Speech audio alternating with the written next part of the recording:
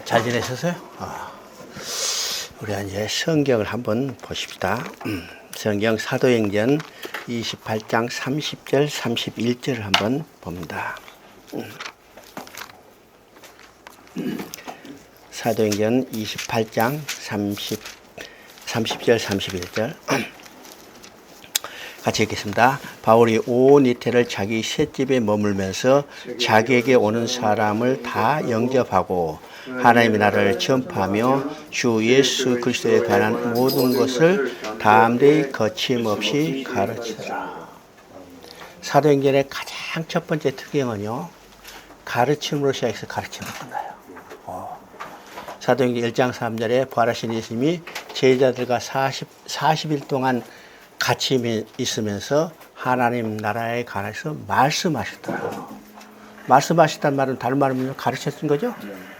무엇을 가르치죠? 하나님 나라에. 근거가 뭘까요? 성경입니다. 여기 사도행전 철저히 누가복음과 연속성을 가지고 있죠. 그래서 누가복음 24장을 보면 부활하신 예수님이 제자들에게 성경에 대해서 가르쳤어요. 그리고 이제 사도행전이 시작됐죠. 그래서 40일 동안 제자들과 함께 있으면서 40일 동안 성경 공부 한번 해봤으면 좋겠어요. 소원인데 사흘도 안 돼. 40일 동안 완전히 통달하게 됩니다. 제자들이 3년 동안 예수님과 함께 있으면서 어떻게 했어요? 열심히 기적과 이사를 봤는데 예수님이 십자가에 못 박혀서 다 도망가 버렸어요. 그런데 40일 동안 성경 공부가 끝나니까 어떻게 해요? 이제 담대해지는 겁니다. 담대죠? 사도행전의 특징이에요. 이게 끝이에요. 바울이 이제 로마에 가서 복음을 전한 마지막 이야기죠. 거기에 뭘로 끝나요? 하나님 나라 그리스도에 관한 것을 담대히 거침없이 가르쳤더라. 그러면 이걸 여러분이 한번 연상해 보십시오. 바울이 지금 어떤 형편이요? 죄수죠. 아직 미교수지만 죄수요. 위에 보니까 쇠사슬에 묶였다고 그랬습니다. 쇠사슬에 묶여있는데 쇠사슬에 묶여있는 바울에게 얼마나 찾아왔을까? 여러분이 감옥에 있는 죄수한테 찾아온 사람이 몇 사람이 되겠어요? 자기 가족이나 몇 사람 되겠죠? 근데 여기 보니까 유대인들은 오히려 핍박했다고 했어요. 그러니까 이 찾아온 사람이 몇 사람이나 될까? 우리가 상상해 보면 하루에 한 사람이 아니라 한 달에 한두 사람이 됐을지도 몰라요. 그렇죠? 그런 사람. 또 바울이 지금 군인들에게 지금 경비원이죠? 죄수니까 감옥에 갇지 않으니까 그게 이러면요. 자기 지금 연금 상태니까 그 집에 지금 보초 쓴 사람이 몇 사람이에요? 아마 2사람 정도 됐을 겁니다. 그러면 교대하면 3교대하면 몇 명이요? 6명이죠. 이렇게요. 바울은 이 사람들에게 계속 한마디로 복음을 전했어요. 이것이 로마를 변화시키는 힘입니다.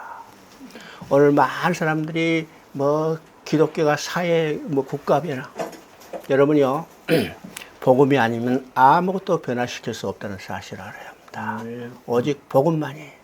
그래서 우리는요, 적은 쓰든지 많은 쓰든지, 어떻게요? 바울의 본을 받아야 해요.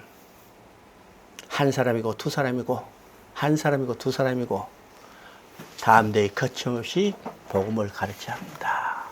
저는 중국에 가서 이 말씀을 듣고, 그죠? 한 사람이라도 가르치는 거예요.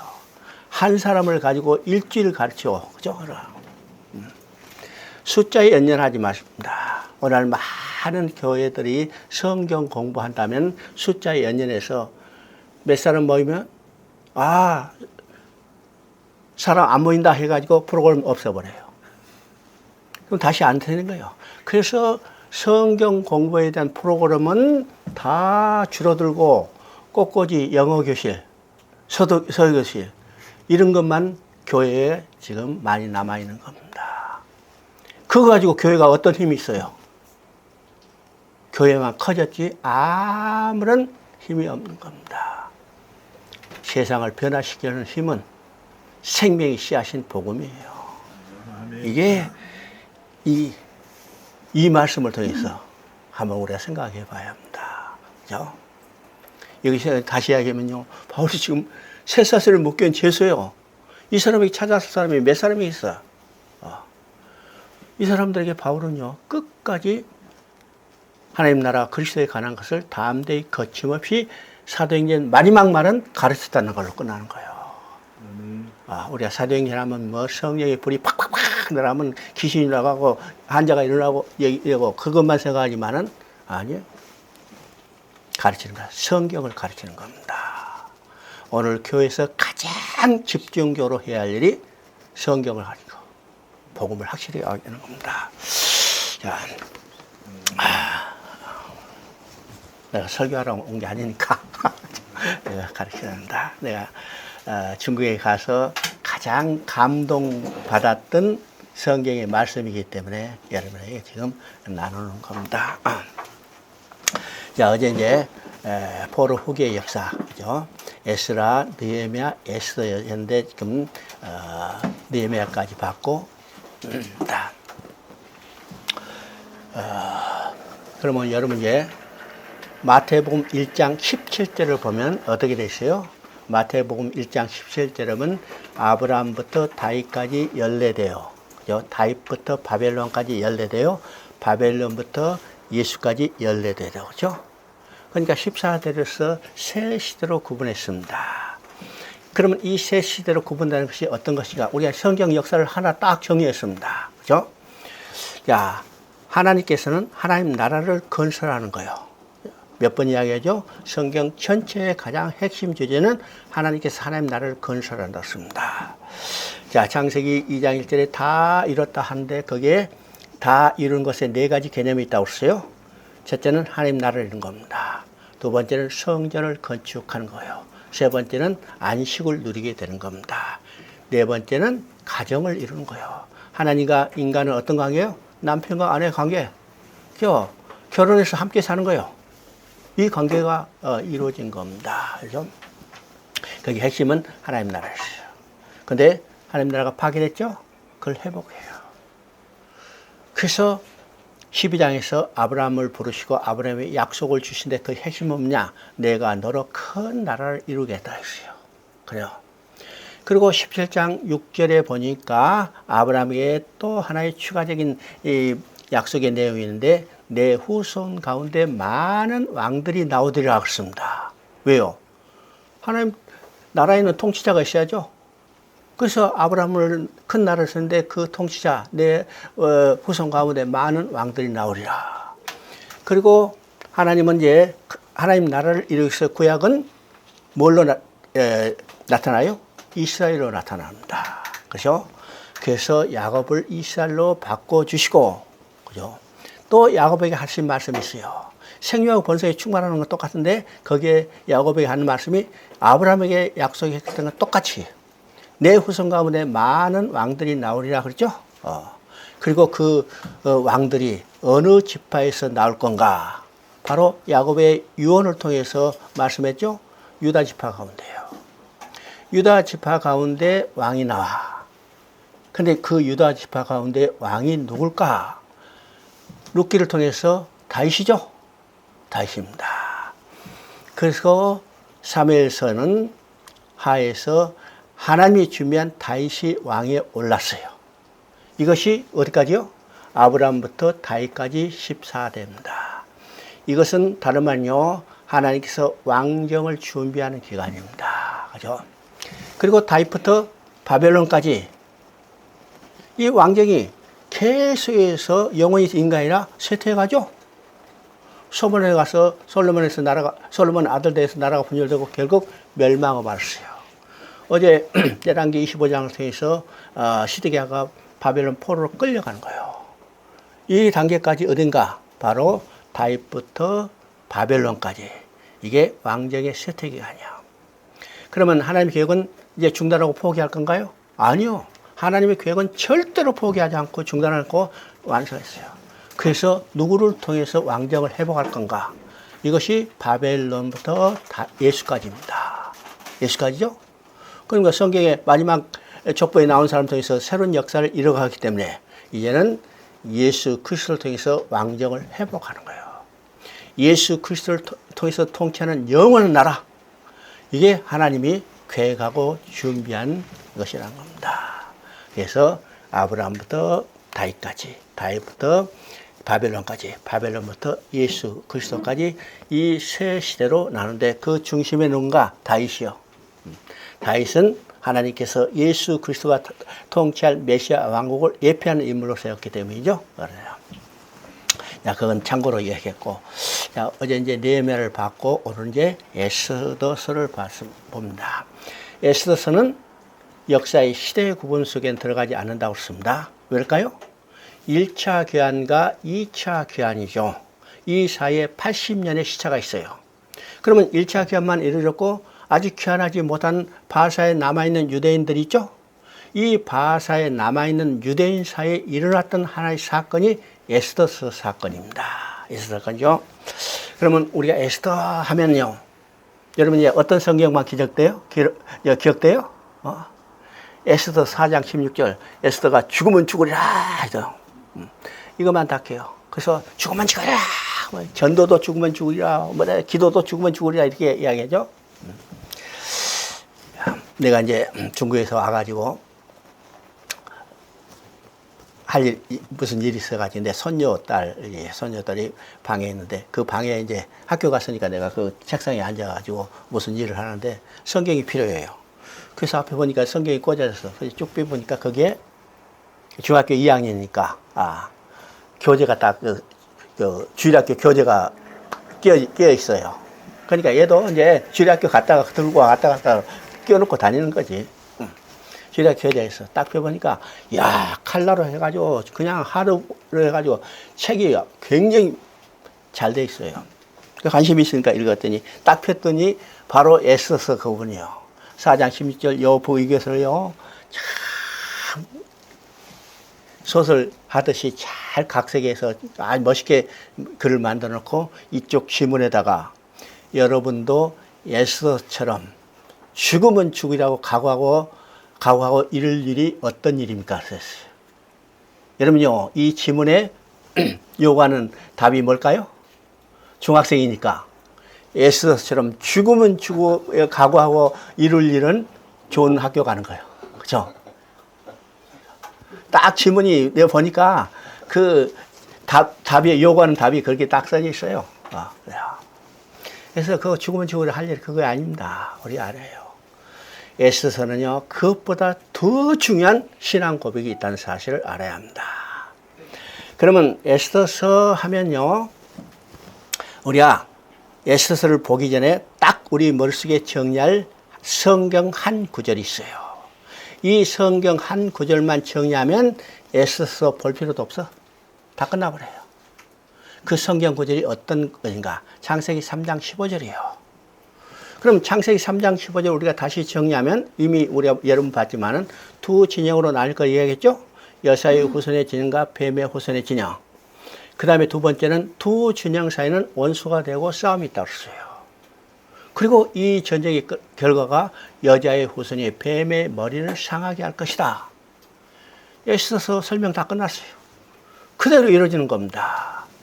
지금 이 싸움은 누구의 싸움인가? 우리가 에스더서 하니까 에스더가 주인공처럼 하지만은 에스더는 실제로 조연입니다. 누가 주인이요? 모르드게와 하만의 싸움입니다. 그러면 모르드게는 누구를 대표하고 하만은 누구를 대표할까? 그렇죠? 이게 우리가 3장을 통해서 봅니다. 그들이 모르드게의 민족을 하만에게 알림으로 하만이 모르드게만 죽이는 것이 보조하다고 생각하고 아수르의 온 나라에는 유다인, 곧 모르드게 민족이죠. 그러니까 모르드게는 누구를 대표해요? 유다인을 대표합니다. 여자의 후손의 대표예요. 여자의 후손 대표죠. 반대로 하만은 누굴까? 왕이 반지를 손에서 빼어 유다인의 대적, 그렇죠? 유다인의 대적. 아각 사람 함무다다의 아들 하만이었습니다. 유다인의 대적만 이해하지 않고 뭐라고 써요? 아각 사람 함무다다의 아들. 그러면 아각이 누굴까? 사무엘상 15장에 사울이 누구하고 싸웠어요? 아말렉과 싸웠어요. 그때 왕이 누구요? 아각입니다. 그러면 지금 하만은 누구요? 아각의 후손이죠? 어느 족속이요? 아말렉 족속입니다. 그러면 아말렉 족속은 어떤 건가? 창세기 17장부터 출애굽기 17장으로 돌아가야죠.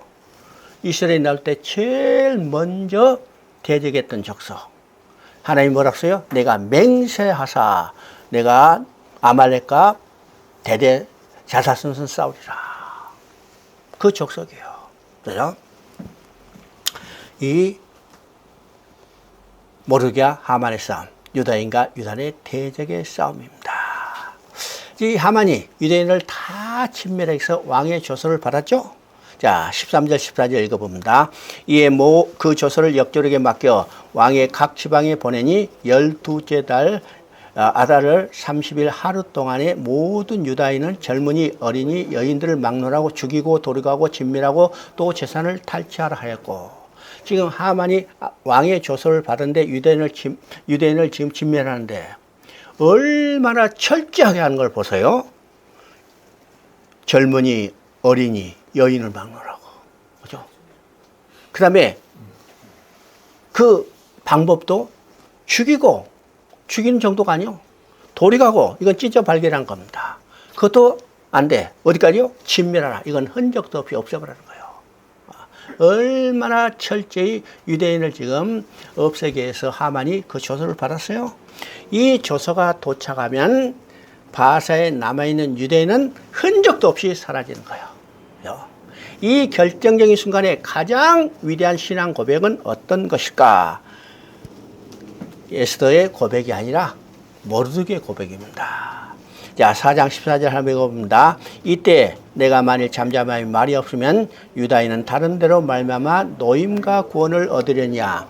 너와 내 아버지 집은 멸망하리라. 내가 왕후의 자리를 얻은 것이 이때를 위함이 아닌지 누가 알리라. 이게 가장 위대한 신앙고백이에요. 지금 하만은 한마디로 유대인은 결코 진멸되지 않는다는 확신이야. 그렇죠? 유대인은 다른 데로 말미암아 노임과 구원을 얻으려냐. 야, 큰일 났다. 다 죽게 생겼다. 이렇게 하는 거 아니에요. 다른 데로 말미암아 노임과 구원을 얻으리라. 왜 유대인은 진멸되지 않아요? 구원의 확신을 가지고요. 유대인은 하나님의 백성이요. 약속의 백성이요.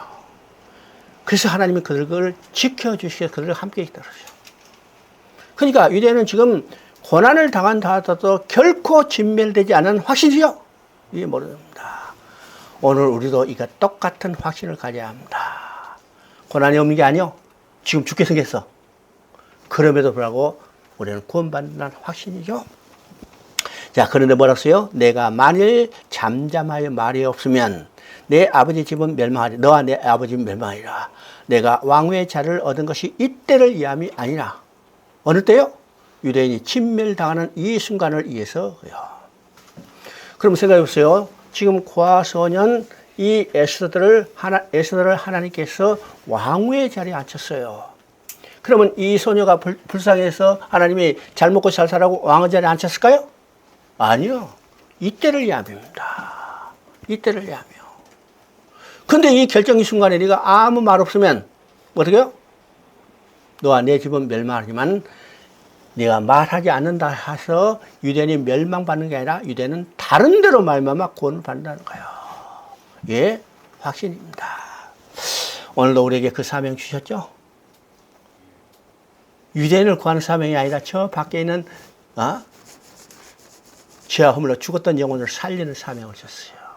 그런데 우리가 잠잠하여 말이 없으면 저 사람 다 죽는 게 아닙니다. 다른 사람을 통해서 구원을 얻게 해요. 그러나 그 사명을 감당하지 못하는 우리들은 버림을 받게 되는 사실을 우리가 알아야 합니다. 그때 에스더가 정신 차리고 내가 죽으면 죽으리라. 그죠? 이것도 위대한 신앙 고백이지만은 우리가 에스더에서 가장 중요한 신앙은 4장 14절 이 모르드게 고백이라는 사실을 우리가 보게 됩니다. 자, 7장 10절 봅니다. 모르드게를 매달려고 한 나무에 하만이 다니 왕의 노가 그치니라. 이건요, 창세기 3장 15절에서 여자의 후손이 뱀의 머리를 상하게 할 것이다. 그대로 성취되는 거 보죠? 그럽니다. 다윗에 의해서 골리앗이 물맷을 다스고 미마가 맞히는 것 같습니다. 그러니까 우리가 성경을 읽을 때요, 여러분 반드시 창세기 3장 15절은 반드시 암송해야 해요. 왜요? 계시록까지 이 창세기 3장 15절 계시록 그대로 이어지는 것이기 때문이죠. 그래서 여러분 이제 부탁하는 것은요, 여러분이 성경 연구할 때 새 성경 구절은 반드시 기억해라. 첫째는 창세기 3장 15절, 두 번째는 요한복음 5장 39절. 요한복음 5장 39절은 어떻게 해요? 너희가 영생을 얻으려고 성경을 연구하거냐? 성경이 내게 대해서 증언하는 거다. 성경 예수 그리스도를 증거하는 거죠. 그러니까 창세기부터 계시록까지 66권 전체가 누구를 증거해요? 예수 그리스도를 증거합니다. 우리가 거기서 교훈받는 게 아니요, 그 성경 속에서 누구를 만나요? 예수 그리스도를 만나요. 그래서죠, 세 번째 성경 구절은 이렇게 이야기하면 여러분 좀 생소할 거예요. 여러분 반드시 기억할 성경 구절은, 세 번째 성경은 이사야 48장 11절입니다. 이사야 48장 11절, 내가 나를 위하여, 내가 나를 위하여 내 이름을 누구의 모독 받으면 내 영광을 누구의 찬탈하리라. 하나님이 자신을 위해서 구원 계획을 성취했는데 누가 대적할 수 있어요? 이 일은 절대 실패하지 않은 겁니다. 이것이 우리의 구원의 학생이요. 하나님이 나를 구원하고 계획했다면 이 일은 절대로 실패하지 않아요. 절대로 실패하지 않아. 이 확신입니다. 그러니까 성경은요, 여러분 쭉 보면 하나님이 구원 계획을 위해서 하나님 자신을 위해서요. 여러분이 잃어버린 자식 찾는 것은 누구를 위해서 찾아요? 부모를 위해서 찾아요? 아니면 잃어버린 자식을 위해서 찾아요? 결과는 같지만 논리적으로는 부모 자신을 위해서 찾는 거예요. 그렇기 때문에 부모는 끝까지 찾죠. 여러분 이제 기억할지 몰라요. 송혜호라는 있어요. 송혜호. 나는 중국 가기 전에 그 송혜호를 잊어버렸던 이 현수막 프랑카드를 고속도로 가끔마다 받아서 어디 가든지 그게 붙여 있어요. 근데 이 송혜여라는 이 정신적으로 조금 문제가 있는 여자 어린아이를 부모가 잃어버렸어요. 그래서 온 전국을 다 돌아다니면서 시설이고 뭐고 파출소고 다 해야 못 찾았죠. 그래서 자기 이제 엄마는 그것 때문에 일찍 죽었어. 그래서 이제 아버지 혼자서 그걸 찾죠. 생업 다 포기하고서요. 박근혜 대통령 때 우리가 메르스 사태가 있었죠. 그 메르스 사태에서 이 아버지가 메르스에 걸려가지고 삼성병원에 입원했어요. 입원해. 그러니까 그 사람은 우리 유명한 사람이 된 거예요. 하도 그 딸을 찾기 위해서 애썼기 때문에. 그 이제 메르스 때문에 입원했다는 소식을 기자들이 알고 보니까 이제 태어난다니까 기자들이 가서 인터뷰를 하는 거예요. 그분한테 이러는 거예요. 선생님, 지금 메르스까지 걸려서 이 어려움을 겪었는데 이제는 태어나신데 태어나시면 어떤 일을 하시겠습니까? 물어보니까 네, 죽을 때까지 내 딸 찾아야지. 죽을 때까지 내 딸 찾아야지. 그리고 이제 몇 년이 지났어요. 내가 3년 전인가 저 종로 오가에서 일본 선교교회에서 이게 국사를 강의하는데 내가 이제 전철 타고 종각역에서 내려서 이제 걸어서 이쪽으로 가는데 교보 문고 뒤에 펴면 골목이 있어요. 그게 골목도 아니고 이제 산 새로 나온 길인데 거기에 현수막이 딱 붙었어요. 내가 사진 찍어놨어요. 현수막에 송혜요 찾는 거예요. 그때까지도. 이야, 이게 누구의 마음이요? 부모의 마음이요. 근데 그 아버지가 2년 전에 이제는 돌아가셨어요. 못 찾고 가신 거지. 예. 이게 부모의 마음입니다. 끝까지 찾는 거예요. 이게 누구의 마음이요? 하나님의 마음입니다. 하나님의 마음. 우리가 그래서 이사야 48장 11절 내가 나를 위하여 내가 나를 위하여 그렇죠? 내 이름을 누구에 못 얻고 있으면 내 영광을 누구에 찬탈당하리라. 성경은 구원 계획을 이루는 것은 1차적으로 하나님의 이름과 영광이 달려있다는 사실이에요. 그래서 예수님이 십자가에 죽은 사건은 뭘까요? 우리가 순환으로만 이야기하지만 예수님 하나님의 영광을 위하여. 왜요? 예수님이 십자가의 죽으심을 통해서 하나님은 잃어버린 백성을 찾게 되죠. 잃어버린 백성을 찾음으로 아담으로 말미암아 모독받은 하나님의 이름과 영광이 회복되는 거예요. 여기에 핵심이 있습니다. 그래서 이사야 48장 11절 여러분 반드시 암송해야 합니다. 그렇죠? 자, 모르드가 이제 하만이 자기가 모르드기를 달려고 하는 장대에 자기가 달렸죠. 이 창세기 3장 15절 계시가 그대로 성취된 겁니다. 자, 이것을 계기로 해서 유다인을 진멸시켰다는 이 세력들이 완전히 역전돼서 없어지게 되는 거예요. 그것을 기념해서 지킨 절기가 부림절입니다. 그래서 부림절은 이틀 적겠는데 12월 13일 다 조소가 터치하면 유대인들이 다 죽게 되죠. 자, 사망에서 생명으로 옮겼어. 그죠?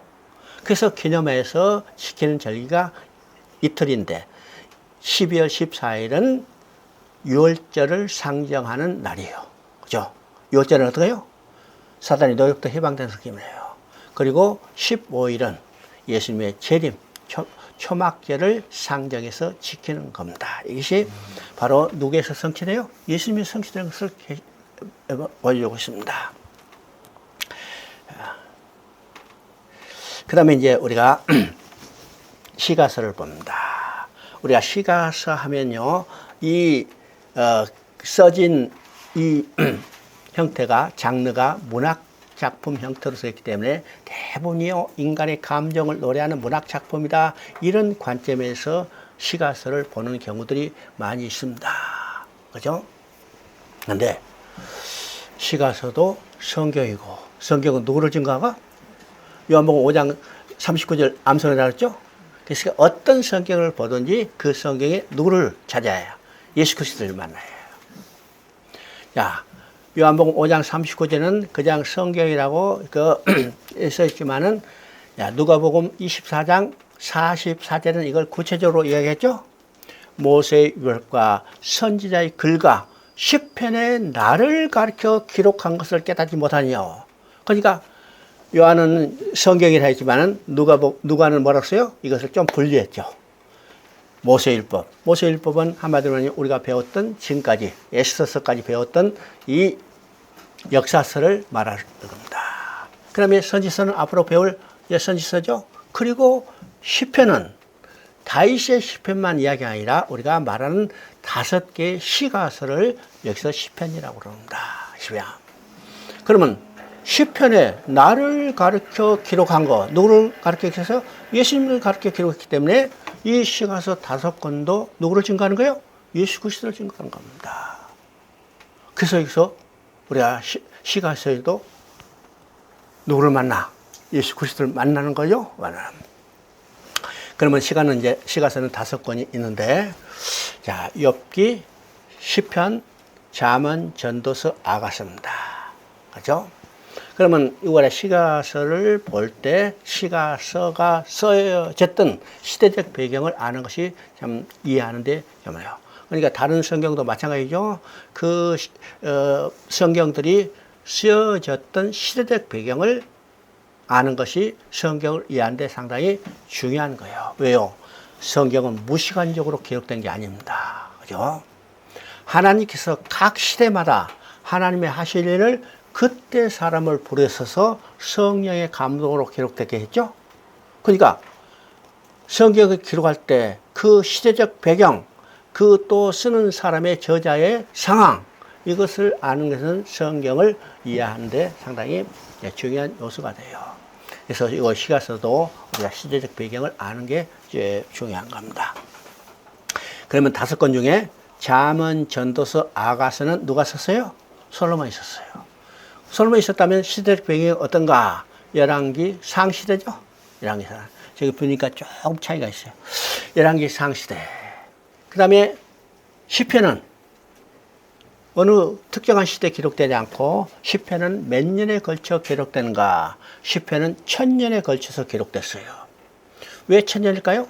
시편이 제일 먼저 기록된 것은 시편, 90편, 모세시입니다. 그러면 모세시면 언제일까요? 모세는 주전 1500년 출애굽때 사람이죠. 그리고 시편이 제일 마지막 기록된 시편을 우리가 137편 바벨론 포로 시대 이야기라고. 그럼 바벨론 포로 시대는 대공 주전 500년이죠. 그러면 주전 1500년부터 주전 500년까지 그게 1000년이에요. 그러니까 1000년 동안 살 사람 없으니까 저자가 여러 사람 돼야겠죠. 그래서 시편의 저자를 공식적으로 5명이라고 합니다.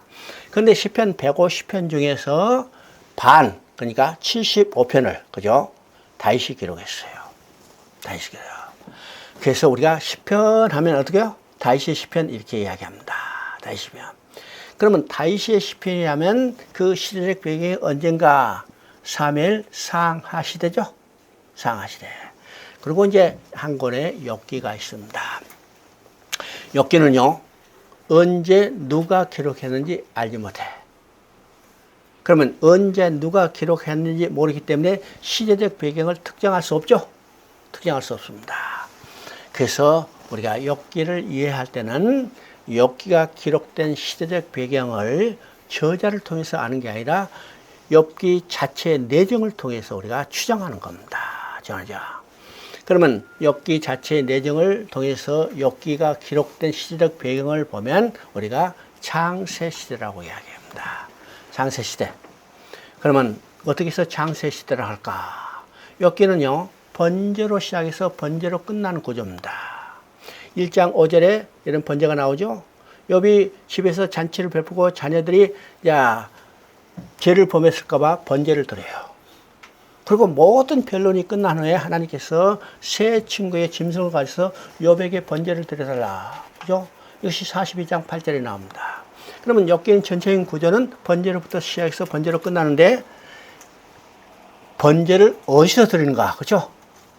여러분 출애굽 시대 이후라면 번제를 누가 어디서 드려요? 제사장이 성막에서 드려요. 근데 욥이 자기 집에서 드리죠? 이건 언제 시대였는가? 장세 때 족장들이 번제를 드리는 거가 유사해요. 그래서 욥기의 시대적 배경을 번제라고 합니다. 그러면 이 욥기의 시대적 배경을 우리가 염두에 둬야 해요. 우리가 욥기 하면 재밌어요, 재미없어요? 엽기 하면 재밌어요, 재미없어요? 재미없어요. 재미없어. 그래서 논쟁이라서. 구약에 두 어려운 책이 있어요. 하나는 뭐? 레기. 두 번째는 뭐예요? 엽기. 엽기죠? 자, 신약의 레기가 어느 책인가? 히브리서예요. 그죠? 신약의 레기가 히브리서입니다. 그래서 신약도 히브리서가 어렵다고 그러죠? 어렵다고 그래요. 왜요? 구약의 레위기를 어렵다 생각하니까 신약의 레위기도 어렵다고 그러죠? 레위기는 히브리서 어렵다고 그러죠? 반대로 구약의 레위기가 쉽다면, 그죠? 신약의 레위기는 히브리서도 쉬워지는 거예요. 그렇죠? 근데 우리가 레위기 살펴봤는데 레위기가 어려운 책이요? 쉬운 책이요? 문자적으로만 읽으면 맨 피터지만 이야기 나니까 재미도 없고 어렵죠? 그러나 레위기는 중요한 책이요. 왜요? 출애굽기에서 40장의 성막을 완공하고 그게 하나님이 임재했어요. 인간이 가장 중요한 것은 하나님을 만나는 거예요. 레위기는 하나님을 만나러 온 길을 보여주는 겁니다. 그 길이 뭐예요? 어제도 얘기했죠? 제사예요. 그래서 제사법과 제사장이 나와요. 그러면 이 전체적인 주제에 맞추면 이거 다 하나님 앞에 나아간 길이구나 그러죠. 두 번째는 뭐예요? 하나님을 만났다면 하나님을 만나는 목적이 뭘까? 어제도 이야기죠. 시집간 딸이 친정에 한 목적은 보따리 얻으러 간 목적이 아니라 뭐예요? 우리가 하나님을 만나서는 하나님과 영원히 함께 살아야 해요. 하나님과 영원히 함께 살기 위해서는 어떻게 해요? 하나님은 거룩하니까 거룩해야 영원히 함께 살 수 있죠. 그래서 후반부는 내가 거룩하니 너희도 거룩할지어다. 이 성결법에서 난 거야. 그러니까 그게 하나하나 다 뭐예요? 그게 중요한 게 아니라 그것을 통해서 거룩해지는 것에 대한 이야기입니다. 이게 간단하죠? 이게 레위기요. 어려워요, 쉬워요? 그쵸? 이게 히브리서. 히브리서도 여러분 굉장히 중요한 의미가 있지만은 히브리서를 우리가 딱 하면 정말 우리에게 필요한 책이구나. 그래서 히브리서는 저자가 없는데도 불구하고 넣었다 뺐다 하다가 결국 성경이 정경으로 집어들어온 겁니다. 그래서 욥기도 어렵죠. 이건 철학책으로 보니까 어려워요. 그죠? 자, 그러면 우리가 욥기가 어떤 책인가 우리가 생각해 봅니다. 욥기를 지금까지 해석한 관점은 다 어디에 초점을 두냐면 고난에 초점을 두고 있어요. 고난에 초점을 두고 있기 때문에 어렵고 논쟁적이고 철학적인 거죠. 왜요? 인간이 아무리 머리 써서 논쟁해도 고난의 문제를 해결할 수 없어요. 그죠? 해결할 수 없습니다. 근데 고난이 초점이라니까 어려워요. 이게 고난이 초점이 아니라는 사실입니다. 고난이 초점이 아니에요. 그러면 욥기가 창세 때를 배경으로 했다. 그죠? 창세 때. 그러면 창세 때 어떤 일이 벌어졌을까? 에덴 동산에 어떤 일이 벌어졌어요? 아담이 범죄하고 사단의 노예로 전락되므로 하나님이 이름이 모독받고 하나님이 영광이 훼손됐어요. 방금 이야기했죠? 구원 계획을 이루신 것은 하나님의 이름과 영광이 달려있다는 거예요. 그러면 아담으로 말미암아 모독받은 하나님의 이름과 영광을 누구를 통해서 회복할 것인가? 그죠? 그래서 하나님은 창세 때 욥을 내세워서 욥을 통해서 회복해 주기를 원했던 거예요. 그죠? 이 관점을 가지고 우리가 욥기를 읽어야 합니다. 자, 1장 8절 한번 읽어봅니다. 여호와께서 사단에게 이르시되 내가 내 종 욥을 주의하여 보았느니라. 그와 같이 온전하고 정직하여 하나님을 경외하며 악에서 떠난 자는 세상에 없느니라. 자, 지금 1장은 어떤 상황이냐면 지금 사단이 하나님 앞에 나타났죠. 하나님이 사단에게 뭐라 너 어디 갔다 왔냐니까 사단이 세상 두루 돌아다녔다 그랬어요. 그때 하나님이 말합니다. 그러면 내 종 욥을 주의하여 봤느냐. 그죠? 그와 같이 온전하고 정직하게 하나님을 경외하며 악에서 떠난 자를 봤느냐. 그죠? 하나님이 욥을 사단에 놓고 자랑하는 겁니다. 이 말은 아담을 넘어지게 했던 것처럼 한번 시험해봐라. 이 말이에요. 그때 사단이 뭐라고 그래요? 하나님이 그걸 축복해 주셨기 때문에 그가 온전하고 순전하고 정직하지. 한번 쳐보세요. 그죠? 쳐도 욥이 그렇게 되겠는가? 그랬더니 하나님이 뭐라고 해요? 그럼 네가 쳐라. 네가 쳐라. 그래서 하나님의 허락하에 사단이 욥에게 고난을 가는 거죠. 그래서 10 자식이 일시에 죽고 그 많은 재산이 다 없어졌어요. 그럼에도 불구하고 욥은 하나님의 이름과 영광을 지켜냈어요. 이것이 1장 21절 22절입니다. 내가 모태에서 알몸으로 나왔은즉 또한 알몸이 그리로 돌아갈지어다. 주신 이도 여호와시요 거두신 이도 여호와시니 여호와 이름이 찬송받을지어다 하고 이 모든 일에 욥이 범죄하지 않고 하나님을 향하여 어설프게 원망하지 않았다. 그러면 첫 번째 시험에서 욥은 하나님의 이름과 영광을 지켜냈죠. 자, 이것이 두 번째 2장에는 두 번째 시험입니다.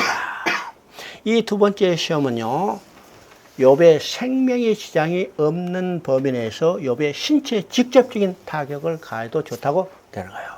그래서 욥이요, 이제 사단이 욥에게 악성 종격을 바라게 하죠. 여러분요, 피부병, 그죠? 얼마나 괴로운지 발끝부터 정수까지 긁어댔다고 써요. 야, 여러분 피부병 아닌 것 같지만은 정말로 사람이 견디기 어려운 게 피부병이요. 우리 아들이 어렸을 때 피부병에 걸렸어. 타잖아요. 밤에는요, 가려워가지고 애가 잠을 못 자니까 부모도 똑같이 잠 못 자는 거예요. 얼마나.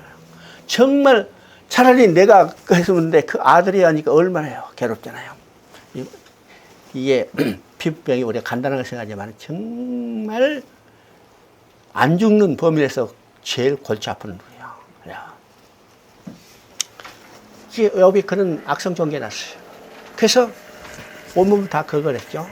근데 그때 이루해질 그 아내가 어떻게 해요? 삿대질하고 도망가 버렸어요. 그죠? 천불이 나죠? 그럼에도 불구하고 욥은 하나님의 이름과 영광을 지켜냈습니다. 근데 문제는 뭘까? 두 번의 사단의 시험에도 욥은 하나님의 이름과 영광을 지켰는데 세 번째 어떤 일이 벌어요? 욥이 고난을 받고 있다는 소식을 친구들이 듣고 세 친구가 욥을 임원하러 왔죠. 임원하러 왔는데 어딘가해야 임원할 말이 나오죠. 완전히 팍 사가버렸으니까 할 말이 잃어버린 거예요. 그래서 이 욥과 임원하러 온 세 친구가 서로 할 말을 잊어버리고 바라만 보고 있는다. 며칠 동안? 일주일 동안. 그죠? 여러분 일주일 동안 할 말 잃어보고 바라보면 얼마나 답답하겠어요? 그래서 욥이 임은 받아야 할 욥이 답답하죠? 그래서 먼저 욥이 입을 열어서 독백을 하는 겁니다. 이 독백이 3장이죠? 여러분 한번 읽어봅니다. 3장 1절. 그 후에 욥이 입을 열어 자기 생애를 저주하니라. 11절 보니까 어찌하여 내가 태어서 죽어나오지 아니하는가? 어찌하여 내 어머니가 해산할 때 내가 숨지지 아니하였던가? 21절 보니까 이러한 자는 죽기를 바라도 오지 아니하고. 그러니까 지금 1절, 11절, 21절을 보면요.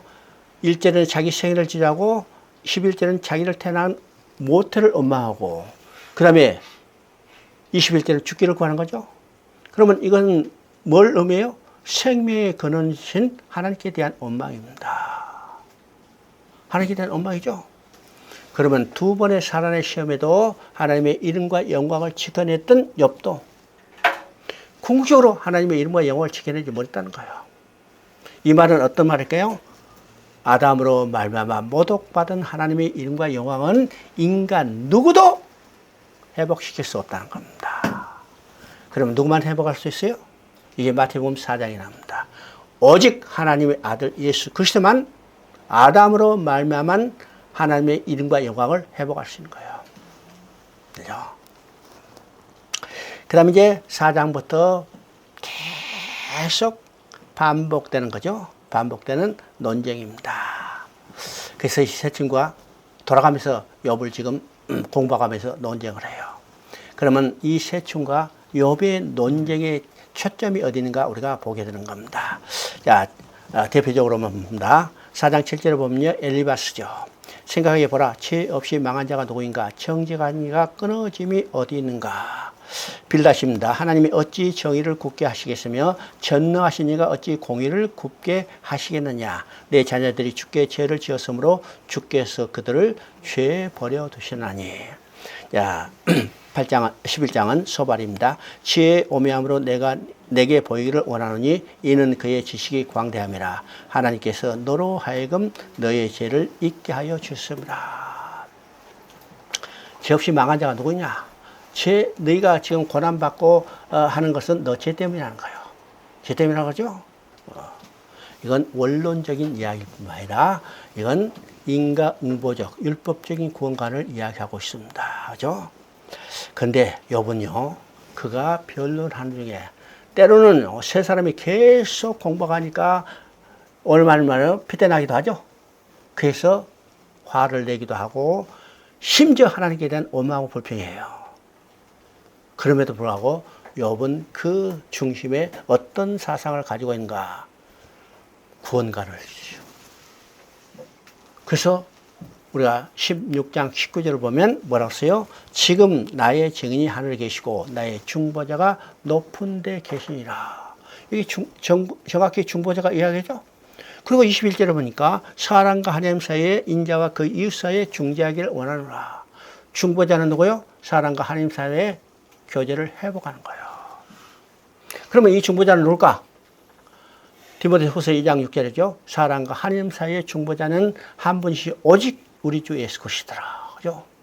이 중보자를 통해서 지금 욥은 누구를 믿고 있어요? 중보자 되시는 예수 그리스도를 믿고 있는 겁니다. 그 다음에 19장 25절 봅니다. 내가 알기에는 나의 대속자가 살아 계시니. 그죠? 여기 정확히 누구를 이야기했어요? 대속자를 이야기했습니다. 대속자가 살아 계시니, 살아 계신다고 그러죠? 마침내 그가 땅에 섰을 것이다. 욥은요, 이 대속자가 이 땅에 오시는데 언제 오실지 아직 모르죠. 그러나 그가 반드시 오실 것을 확신한 거예요. 마침내 오실 것이다. 그죠? 그리고 나의 이 가죽이 벗김을 당하던 내가 육체 밖에서 하나님을 보리라. 이건 부활의 사상을 가지고 있는 겁니다. 그러면 욥은요, 때로는 엄마하고 불평하다 하더라도 그 마음에 누구로 있어요? 중보자 대신 예수 그리스도를 믿는 거고 구속 대속자 대신 예수 그리스도를 믿는 거죠. 믿는 겁니다. 자, 모든 변론이 다 끝난 후에 하나님은 이 세 친구를 책망하는 겁니다. 그죠? 한번 읽어봅니다. 42장 7절 8절. 여호와께서 욥에게 이 말씀을 하신 후에 대만 사람 엘리바스에게 이르되 내가 너와 내 두 친구에게 노하노니 이는 너희가 나를 가리켜 말한 것이 내 종 욥의 말같이 정당하지 못함이니라. 그런즉 너희는 수소 7, 순양 7을 가지고 내 종 욥에게 가서 너희를 위하여 번제를 드리라. 내 종 욥이 너희를 위하여 기도할 것인즉 내가 그를 기쁘게 받으리라. 너희 우매한 대로 너에게 갚지 아니라. 이는 너희가 나를 가리켜 말한 것이 내 종 욥의 말과 같이 옳지 못함이라. 그러면 이 세 친구는 우리가 보면요, 논리적으로 정말 아주 확실하게 논증을 해요. 그죠? 근데 욥은 때로는 엄마하고 부부싸웠죠? 근데 마지막에 이 세 친구를 하나님이 책망한 거예요. 마지막에 말이죠. 내 종의 욥의 말같이 옳지 못함이라 했어요. 그러면 이 옳지 못하는 것은 어떤 의미일까요? 논리적으로 정확히 변론했는데 왜 옳지 못해요? 이건 잘못된 구원가를 책망하는 겁니다. 여러분죠? 그래서 이 세 친구에게 번제를 드려야죠. 번제. 왜일까요? 잘못된 구원관을 뭘로서 깼어요? 번제를 들으면 하나님께 나갈 수 있다는 거예요. 번제는 누구를 옆에요? 예수 그리스도예요. 학자입니다. 이 세 친구를 지금 책망하죠. 그러면 하나님께서 왜 논리적으로 정확히 변론했던 이 세 친구를 책망하실까? 왜 책망할까요? 이 세 가지 이유입니다. 첫째는 이 세 친구는요, 욥의 고난에 나타난 하나님의 뜻을 전혀 알지 못하는 겁니다. 이 세 친구는 계속 욥에게 정죄하죠. 네가 고난받은 것은 네 죄 때문이다. 보세요. 욥이 고난받은 것은 욥이 죄 때문이요? 욥의 죄 때문이요? 아니잖아요. 하나님은 욥을 통해서 아담으로 말미암아 모독받은 하나님의 인간 영광을 회복시키기를 원해서 욥을 사단 앞에 내어놓은 겁니다. 그러니까 욥은 고난받는 것은 자기 죄 때문이 아니죠. 욥이 고난하는 것은 하나님의 뜻이. 근데 이 세 친구는 전혀 몰라. 두 번째는 이 세 친구는요, 계속 똑같은 변론을 하죠. 네가 고난받는 것은 네 죄 때문이다. 너는 죄인이야. 그죠? 죄인인 것을 정죄하는 겁니다. 그러면 인간의 죄를 누구만이 정죄할 수 있어요? 하나님만이 할 수 있습니다. 그런데 이 세 친구가 욥이 죄인이라고 정죄하는 것은 자기가 어느 위치에 있다는 거예요? 하나님 위치에 있다는 겁니다. 세 번째는 같은 논리죠. 네가 고난받는 것은 네 죄 때문이다. 너는 죄인이야. 고난받지 않는 의인은 뭐예요? 의인이요. 그죠? 이 논리입니다. 근데 성경 뭐라고 했어요? 의인은 어느 날 하나도 없으며 모든 사람이 죄를 범했으며. 그러니까 이 스스로 어렵다고 자처하는 이 세 친구를 하나님이 책망하시는 겁니다. 그렇죠? 우리는 욥기는 번제로 시작해서 번제로 끝나는 구조는 인간 누구도 번제를 통하지 않고는 하나님께 나갈 수 없다. 번제는 뭘까요? 예수 그리스도가 십자가에서 완성된 이 제사예요. 그러니까 인간 누구도 예수 그리스도의 십자가를 통하지 않고는 하나님께 나아갈 수 없다는 것을 보여주고 있습니다. 그렇죠? 그 다음에 이제 시편입니다. 시편. 시편 아까 이제 1000년에 걸쳐서 기록됐다고 그러죠. 그래서 150편 중에 5명이 제자인데 150편 중에 75편을 다윗이 기록해서 우리가 다윗의 시편이라고 합니다. 우리 이제 시편 150편에 다윗이 지었다고 표제가 나온 것이 73편이고 신약 성경에서 예수님이 야 이건 다윗이 졌다 이렇게 인정해 주는 것이 두 편이 있어요. 그래서 전부 75편이 다윗이에요. 그래서 우리가 시편 하면요 일반적으로 다윗의 시편 이렇게 이야기해요. 왜요? 반지었으니까. 그래서 시편은요 다윗이 저자가 돼서 다윗을 등장인물로 해서 다윗의 경험을 통해서 누구에게 이루어진 일을 증거하는 거예요? 예수 그리스도를 통해서 이루어진 일을 증거하는 겁니다. 증거하죠? 그래서 시편에는 예수님의 생애가 그대로 묘사되어 있어요. 그죠? 탄생, 그죠? 시간이 없으니까 말이죠. 탄생, 순환, 부활, 그죠? 이 순환 22장이죠? 22장은 여러분 보면요.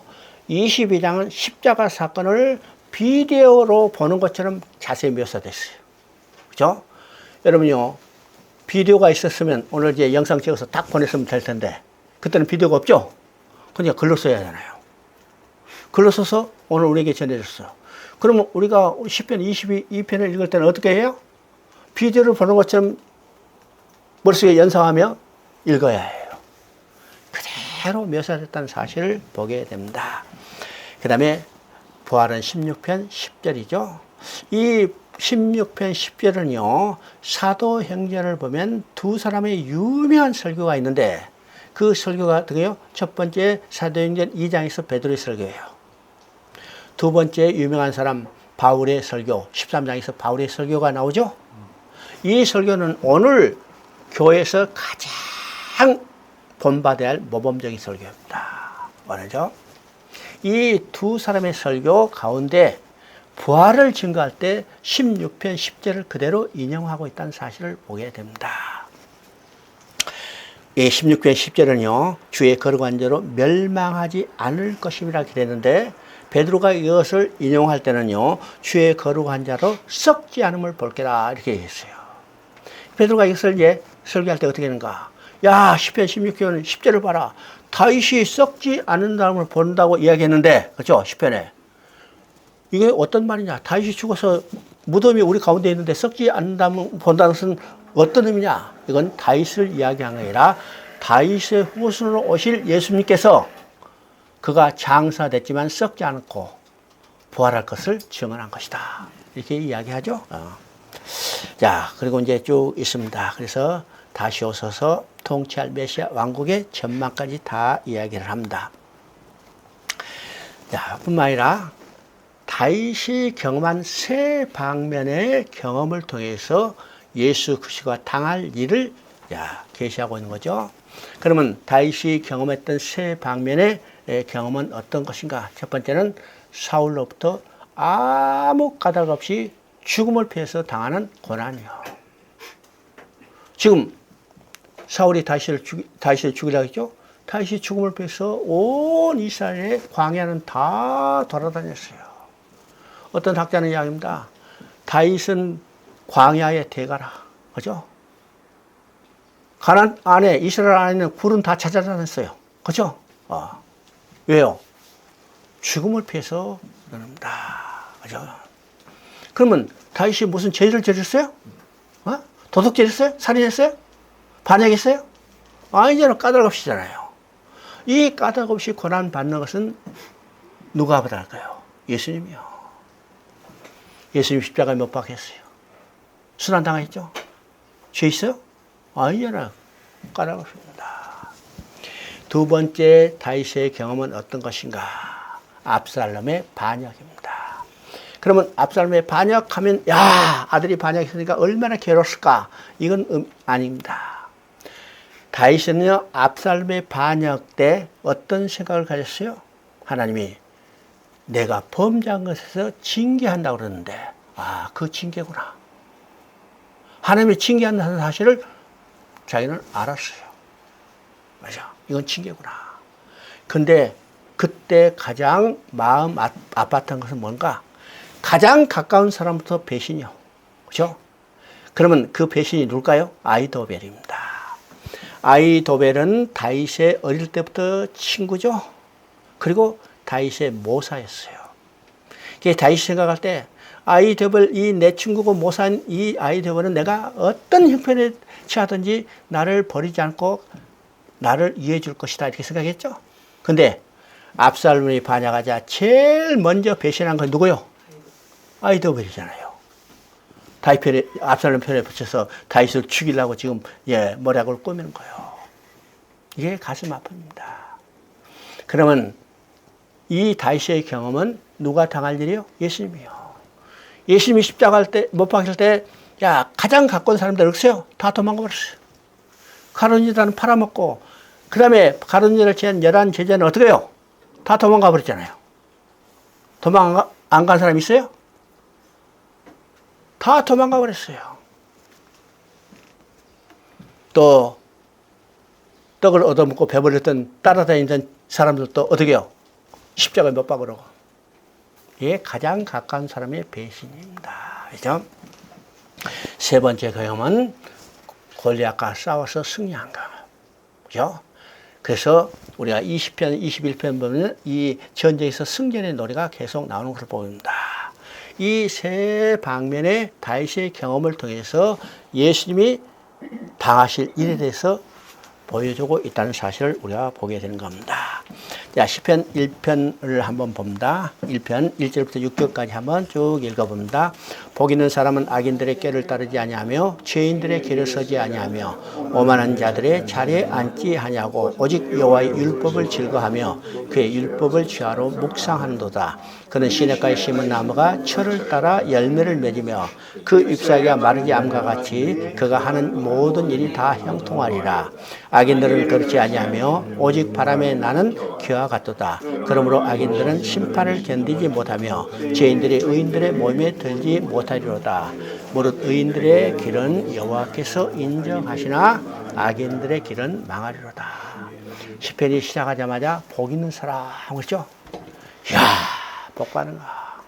그러면 이 복의 개념이 어떤 것인가를 우리가 정확히 해야 합니다.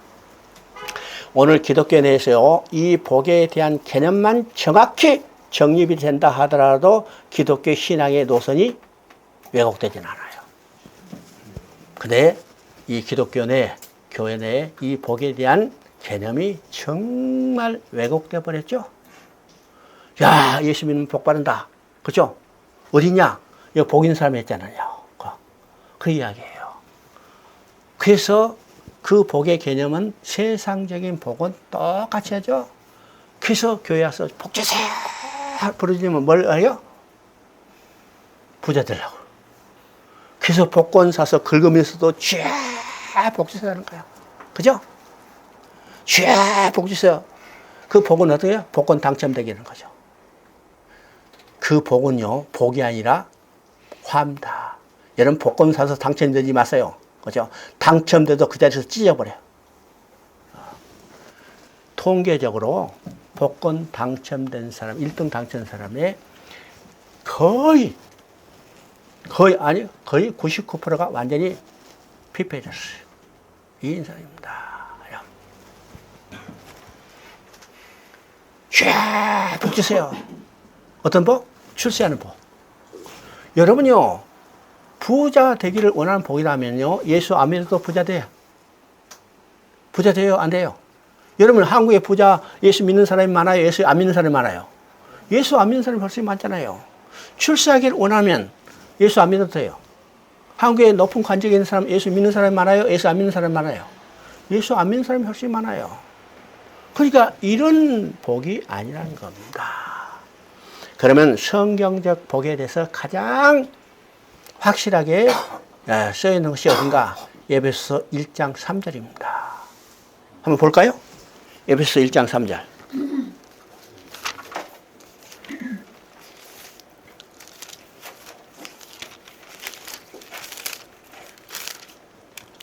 에베소서 1장 3절 한번 봅니다. 찬송하리라 하나님 곧 우리 주 예수 그리스도의 아버지께서 그렇죠? 그리스도 안에서 하늘 속한 모든 신령한 복을 우리에게 주시되. 여기서 가장 중요한 전제가 그리스도 아니죠? 아닙니다. 근데 그 복의 종류가 어떤 것인가? 하늘 속한입니다. 하늘 속한요. 모든 신령한 복입니다. 그러면 성경적 복의 개념은 하늘 속한 거죠? 이 세상에 속한 거 아니에요. 하늘 속한 거. 그 다음에 영적인 복이요. 육적인 복이 아니고 물질적인 복이 아니고 영적인 복입니다. 그 다음에 복의 종류가 우리 인간의 이성으로 셀 수 있는 그런 개념이 아니고 모든 복입니다. 그러면 인간이요, 하늘에 속한 모든 신령한 복을 누리며 살 때가 있었는데 언제일까요? 그렇죠? 언제일까? 창세기 1장, 2장. 그렇죠? 이때는 하늘에 속한 모든 신령한 복을 누리며 살았어요. 근데 이 복을 다 상실했죠? 왜요? 아담이 범죄하면 하나님께 쫓겨나자 이 복을 다 상실했어요. 그러면 이 복을 언제 회복할 수 있을까요? 언제 회복할 수 있을까? 하나님께 돌아가면 돼. 누구를 통해서? 예수 그리스도를 통해서. 그래서 그리스도 안이라는 이 가장 중요한 전제가 있습니다. 그리스도 안에서 하늘에 속한 모든 신령한 복. 그러니까 복은 뭘까? 하나님께 다시 돌아간 거예요. 이게 복입니다. 하나님께 돌아가게 됐다는 소식, 이것이 뭐예요? 복음입니다. 누구를 통해서? 예수 그리스도를 통해서. 이런 개념들과 정립이 돼야죠. 그러면 여기 복 있는 사람은 누굴까? 부자가 아니요. 대통령이 아니요. 복 있는 사람은 예수 믿는 사람이에요. 하나님께 돌아가니까. 그러면 시편 1편을 우리가 조금 분석을 해보면 이 세 단락으로 되어 있다는 사실을 보게 돼요. 자, 지금 나와 있죠? 첫째는 두 진영으로 나와 있습니다. 두 진영. 지금 의인과 악인의 진영이죠. 이 두 진영은 언제부터 나눠졌어요? 창세기 3장 15절. 여자의 후손과 뱀의 후손 진영. 그죠? 그래서 여기서는 의인의 진영과 악인의 진영을 이야기합니다. 그러면 여기서 의인과 악인은 누굴까? 우리가 성경은 윤리책, 도덕책이 아니고 철학책이 아니었습니다. 그러니까 여기서 말하는 의인과 악인도 우리가 흔히 말하는 유지적 개념, 철학적 개념이 아니라는 거예요. 그렇죠? 그러면 의인은 누굴까요? 우리가 이제 다시 돌아갑니다. 창세기 3장 24절에서 하나님 앞에 쫓겨났죠? 왜 쫓겨났어요? 의와 불의가 함께할 수 없고 빛과 어둠이 함께할 수 없다고 그랬습니다. 하나님은 의로우신데 인간은 범죄함으로 불의한 자에서 하나님과 함께할 수 없기 때문에 쫓겨날 수밖에 없죠. 그러면 불의한 자가 돼서 쫓겨난 인간이 가장 중요한 일은 어떻게 해요? 하나님께 돌아가야 해요. 하나님께 돌아가서는 어떻게 해요? 불의한 자가 어렵게 돼야죠. 어렵게 돼야 해요. 그러면 인간 스스로 어렵게 될 수 없기 때문에 하나님이 의롭다 여겨주시고 무엇을 통해서 여자의 후손을 보내서 가죽옷을 지어 입혀서 하나님 보시기에 의롭다 여기시고 돌아가는 거예요. 그러면 의롭게 됐다는 것은 어떤 의미요? 의롭게 됐다는 것은 여자의 후손을 보내서 가죽옷을 지어 입혀서 의롭게 됐다니까 예수 그리스도를 믿는 자예요. 누가? 우리가. 우리 본래 죄인이었는데 하나님이 가죽옷을 지어 입혀서 우리를 의롭다 하게 해주신 거예요. 이게 의인이요. 하나님께 다시 돌아가는 사람. 악인은 누굴까요? 하나님께 다시 돌아가지 못한 사람. 왜? 예수 믿지 않는 사람이에요. 이게 개념입니다. 그죠? 도덕적 윤리 개념이 아니요. 하나님께 다시 돌아가는 사람, 하나님께 다시 돌아가지 못한 사람. 이게 의인과 악인이죠. 자, 두 번째는 의인과 악인 두 진영으로 나뉘는데 이 두 진영의 사람이 각각 가는 길이 있어요. 의인은 의인의 길을 가죠. 악인은 악인의 길을 가죠. 근데 세 번째는 각각 자기 길을 가다 보면 정점이 나타나죠. 그러면 의인은 의인의 길을 가고 그 정점은 뭘까요? 생명이에요. 다른 말로 말하면 천국에 들어간 겁니다. 악인은 악인의 길을 가고 그 정점은 사망, 다른 말로 하면 지옥에 가는 거예요. 이게 시편입니다. 시편. 이 시편 1편의 구조는요, 시편 150편까지 그대로 나눈 것을 보게 되는 거예요. 그죠? 그렇습니다. 그래서 이 시편 구조를 우리가 머릿속에 정리해 두는 겁니다. 시편 22편, 이건 이제 좀 지나가고, 150편을 봅니다. 할렐루야, 그 성소에서 하나님을 찬양하며 그의 권능의 공창에서 그를 찬양할지어다. 그죠?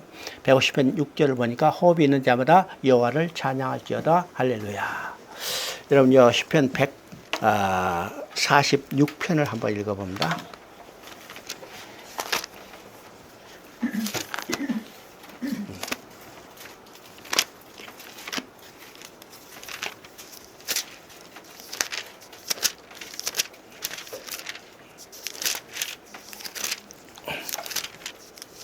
146편이요. 할렐루야 내 영혼아 여호와를 찬양하라. 그러면요 150편 중에 145편까지는 아까 얘기한 두 진영으로 계속 나타나요. 그러다가 이제는 한쪽 진영 없어졌어. 한쪽 진영만 나타난 거예요. 그래서 146편부터는 할렐루야 찬송이라고 합니다. 그리고 그 결론이 150편이요. 지금 읽었죠? 그래서 150편은 6절로 되는데 이 6절 전체가 뭘로 됐어요? 여호와를 찬양하라 할렐루야. 6절 전체가 나왔죠? 그러면 10편은 시작이 뭘로 시작했어요? 복 있는 사람은 이렇게 시작했습니다. 그러면 10편 끝은 뭘로 끝나요? 여호와를 찬양하라 할렐루야. 그러면 중간 다 잘라버리고 처음과 끝만 연결한 뭐예요? 복 있는 사람은 여호와를 찬양하는 사람 할렐루야. 그죠? 누가? 오늘 지금 시작할 때 여러분 여호와 찬양했잖아요. 여러분 복 있는 사람이잖아요. 근데 우리가 생각합니다. 어디서 여호와를 찬양해요? 저 산꼭대기에서? 바닷가에서? 하나님 앞에요.